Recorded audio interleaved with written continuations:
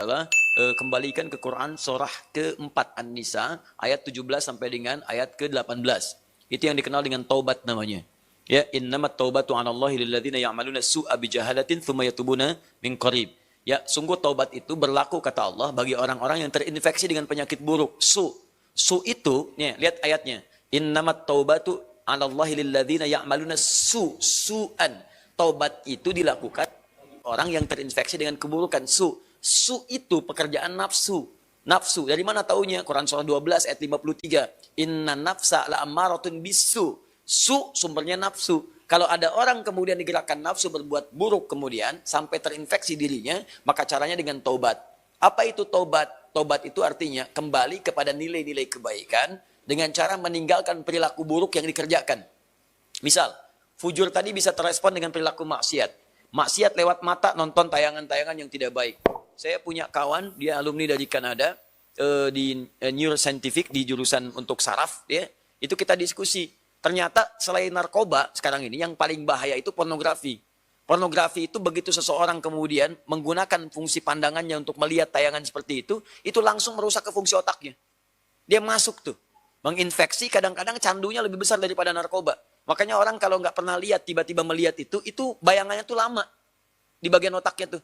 Kadang-kadang penasaran, padahal udah dipalingin kan, tadi apa sih, apa benar, salah gitu kan. Nah itu bisa demikian tuh, itu yang paling dahsyat.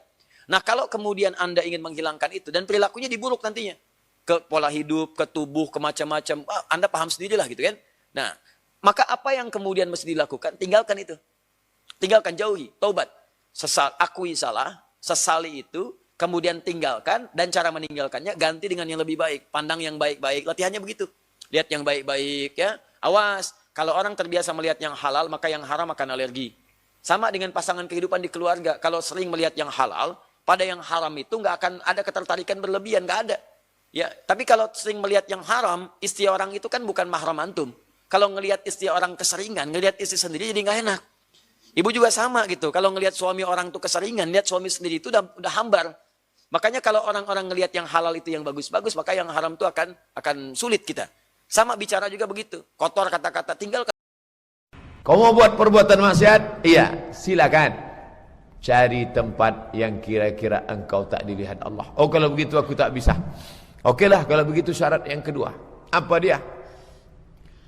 Idza aradta an ta'siyallaha. Kalau kau mau melakukan perbuatan maksiat, ya, lakukanlah dia di mana? La ta'sillaha fi ardih, la ta'sillaha fawqa ardih. Jangan kau lakukan perbuatan maksiat di atas bumi Allah.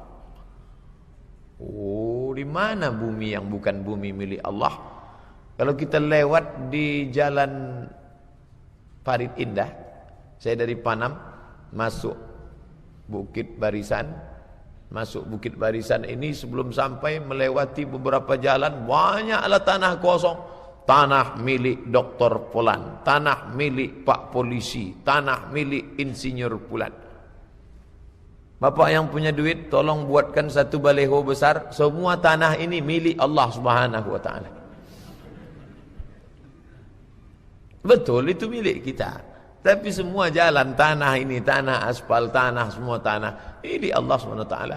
Kata Ibrahim bin Adham, kalau engkau melakukan perbuatan maksiat, silakan laku perbuatan maksiat, tapi jangan di atas bumi Allah.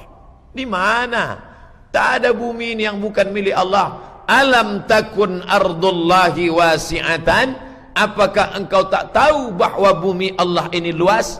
Indonesia, Malaysia, Brunei Darussalam, Mesir, Maroko, semuanya bumi milik Allah. Makanya orang beriman tak pernah merasa asing dan tak pernah merasa aneh. Kalau sudah merasa di atas muka bumi Allah, maka tak pernah melakukan perbuatan maksiat. Yang kuinjak ini adalah milik Allah Subhanahu wa Ta'ala. Bapak Ibu yang dimuliakan Allah, cerdas Ibrahim bin Adham. Tapi tentu kecerdasan itu dapatnya dari mana? Connect antara hati dengan Allah, maka muncul ilham. Wahyu sudah putus. Nanti kalau datang orang, izinkan aku berbuat dosa Pak Ustadz. Mau buat dosa? Iya. buatlah dosa kira-kira di tempat itu bukan milik Allah. Ini rumah saya nih, yang bangunkan saya, security-nya ada di luar, siapa mau nengok saya? Dibaca habis subuh sekali, habis solat subuh sebelum matahari terbit sekali, dibaca setelah solat asar tenggelam matahari, petang pagi, maksurat. Di antara ayat maksurat, lillahi ma fis samawati wa ma fil ard, apa yang di bumi, apa yang di langit punya Allah, bukan punya engkau. Manapun aku memijak tanah, yang kuijak bumi Allah. Kemanapun aku menghadap, aku merasa sedang diawasi dalam pengawasan Allah subhanahu wa ta'ala. Kalau begitulah orang, maka dia tak akan berbuat maksiat, karena kemana kau menghadap, yang kau hadap adalah wajah Allah. Ainama tuwallu wujuhakum, kemanapun kau menghadap, fathamma wajhullah, maka engkau sedang menghadap Allah. Walillahil masyriq wal maghrib, timur dan barat milik Allah. Ainama tuwallu, kemana kau pun menghadap, milik Allah. Maka dimanapun kau memijak tanah, itu adalah tanah milik Allah. Kalau kau mau buat maksiat, kata Ibrahim bin Adham, carilah tanah yang itu bukan milik Allah subhanahu wa ta'ala, tak akan jumpa.